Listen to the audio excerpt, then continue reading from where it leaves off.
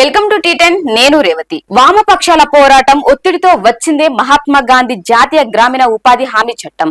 అది వచ్చాక కనీసం 100 రోజుల పని గ్యారెంటీతో 10 ఏళ్ల ఆకలి బాధలు తగ్గాయి. కొంతలో కొంత ఆర్థిక వెసులుబాటు కలిగింది. వేతనాల కోసం డిమాండ్ చేసే పరిస్థితి వచ్చింది. కూలోడు అణిగిమణిగి ఉండాలి గాని బేర సారాలాడడం ఏంటి, తలెత్తుకుని మాట్లాడడం ఏంటి అని అనుకున్నారో ఏమో గాని కేంద్ర పాలకులు ఉపాధి హామీ చట్టాన్ని నిర్వీర్యం చేస్తూ పోతున్నారు. మోడీ పాలనలో 100 రోజుల పని గ్యారెంటీ ఏమో గాని కుటుంబానికి సగం రోజుల పని కూడా దక్కని పరిస్థితి. ఈ నేపథ్యంలో వ్యవసాయ కార్మికులు కూలీల హక్కుల కోసం తెలంగాణలో వ్యవసాయ కార్మిక సంఘం నికరంగా పోరాటం చేస్తున్నది. మరోవైపు కేరళ ప్రభుత్వం మాత్రం కేంద్రానికి భిన్నంగా ఆలోచిస్తూ కూలోళ్ల పక్షపాతిగా నిలుస్తున్నది. కేంద్ర ప్రభుత్వం ఆహార భద్రత చట్టాన్ని, ప్రజా పంపిణీ వ్యవస్థను తుంగలో తొక్కుతుంటే ప్రజా పంపిణీ ద్వారా పేదోళ్లకు కేరళ అండగా ఉంటున్నది. రోజుకు 700 కూలీ అందేలా చూస్తూ ఆదర్శంగా నిలుస్తున్నది. కేంద్రంలోని మోడీ సర్కారు ఏటేటా బడ్జెట్ లో ఉపాధి హామీ చట్టాన్ని నిధులను తగ్గిస్తూ పోతున్నది. తెలంగాణ విషయంలోనూ అదే జరుగుతున్నది. మన రాష్ట్రానికి 5,000 కోట్లు అవసరం ఉండగా 3,000 కోట్ల వరకే కేటాయిస్తున్నది. 3 ఏళ్లుగా కొత్త జాబు కార్డులు లేక లక్షల మంది కార్మికులు పనులకు దూరమయ్యారు. రాష్ట్రంలో 7 కోట్లకు పైగా పని దినాలు తగ్గాయి. నిధులు, పని దినుల పెంపుపై రాష్ట్ర ప్రభుత్వం కేంద్రంపై ఒత్తిడి పెంచుతున్న ప్రయోజనం దక్కట్లేదు. నిధులు, పని దినాల పెంపుపై రాష్ట్ర ప్రభుత్వం కేంద్రంపై ఒత్తిడి పెంచుతున్న ప్రయోజనం దక్కట్లేదు. 600 రోజుకి 600 వేతనం, 200 పని దినాల కల్పన డిమాండ్ ను కనీసం పట్టించుకోవడం లేదు. ఏ కంపెనీలోనైనా కనీస వేతనాల చట్టం ప్రకారం జీతాలు ఇవ్వాలి. కేంద్ర ప్రభుత్వం తీసుకొచ్చిన ఉపాధి హామీ చట్టంలోనే కనీస వేతనాల చట్టం ఉల్లంఘనకు గురవుతున్నది. కనీస వేతనం 600 కోసం వ్యవసాయ కార్మిక సంఘం పోరాటాలు చేస్తున్నది. ఈ పోరాటాలకు తెలంగాణ వేదికగా మారింది.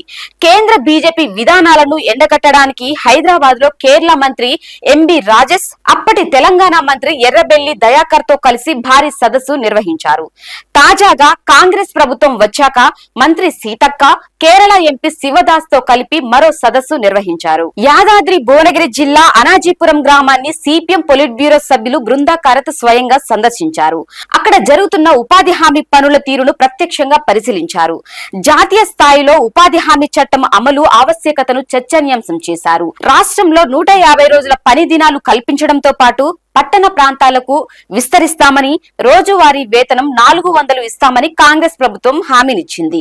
కానీ ఇప్పటి వరకు అమల్లోకి తేలేదు.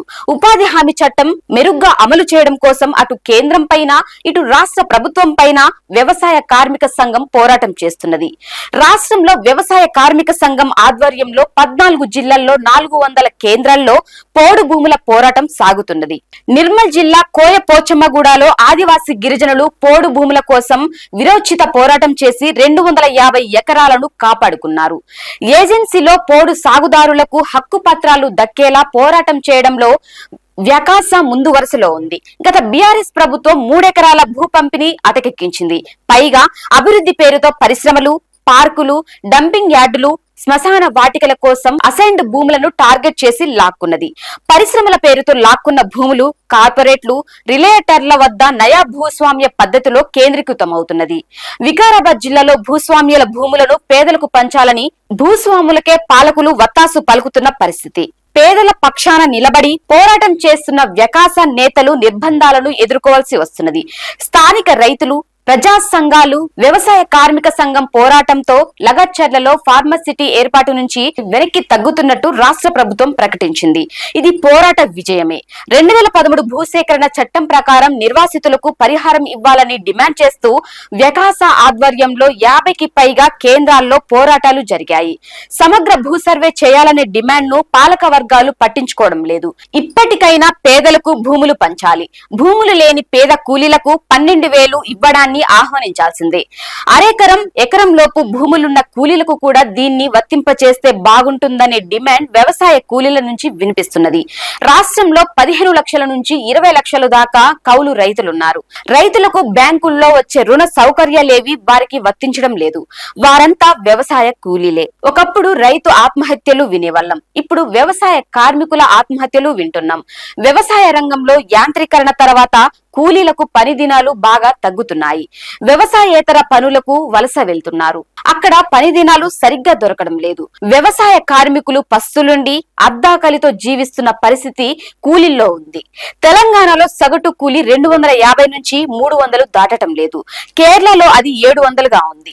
రేషన్ షాపు ద్వారా అక్కడ పేదలకు అవసరమయ్యే 14 రకాల నిత్యావసరాలను కేరళ ప్రభుత్వం ఇస్తున్నది. తెలంగాణలో 80 లక్షల మంది వ్యవసాయ కార్మికులున్నారు. ఇంత పెద్ద జనాభాగా ఉన్న వారి సామాజిక భద్రత పాలకులకు పట్టడం లేదు. కేరళలో మాదిరిగా వారికి పింఛన్లు ఇవ్వాలి. వ్యవసాయ కార్మికుల కోసం సమగ్ర చట్టం చేయాలి. వారికి ఇన్సూరెన్స్ చేయాలి. విద్య, వైద్య సేవలను జాతీయం చేయాలి. రేషన్ షాపులను మినీ సూపర్ మార్కెట్లుగా అభివృద్ధి చేయాలి. ఉపాధి హామీ, ఆహార భద్రత చట్టాలను ప్రకడ్బందీగా అమలు చేయాలి. దీనిపై మీ కామెంట్ తెలియజేయండి. ఇది వాళ్ళ న్యూస్ చూస్తూనే ఉండండి T10.